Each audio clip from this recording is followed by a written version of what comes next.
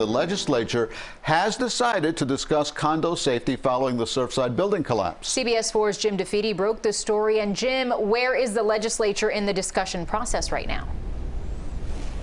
Well, this has been really a remarkable 24 hours. You know, last night we found out that State Representative Danny Perez, along with State Senators Jen Bradley, Lauren Book, and Jason Pizzo, sort of locked themselves in a room and decided not to leave until they could come to some resolution on Surfside. They were not able to do it during the regular session. They were heavily criticized. We've been covering the issue for months, literally. And so they basically came together finally and agreed, and this afternoon the House voted to expand their special session to now include condo safety reform. The Senate will follow suit here in the next hour or so, and so we will see condo safety reform in the Florida legislature getting passed. It looks like a deal has come together.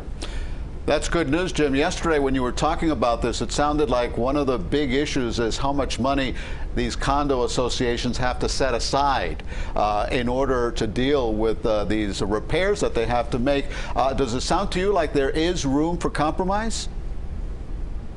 Well, essentially, the Senate gave up their position and came to the position that Danny Perez and the House wanted.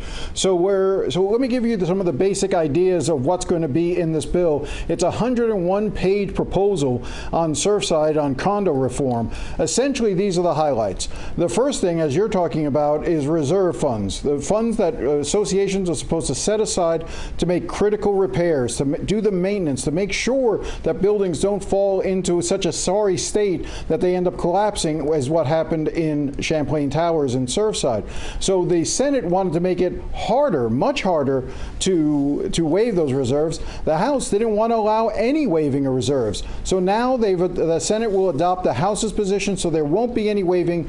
All condo fees are likely to go up as a result of this. Now, the other big part of this is the part that everyone agreed on, which is more frequent inspections. So, for instance, any building 3 stories or higher within 3 miles of the coast has to be inspected within 25 years of being constructed, and then every 10 years after that. And this goes throughout the entire state of Florida. Right now, under the current law, Dade and Broward only require inspections after 40 years, and the rest of the state doesn't have any requirements. So this is a major step forward in terms of doing more inspections, greater transparency, and making sure those buildings move forward with the repairs that they need. Well, things are looking very different from yesterday, Jim.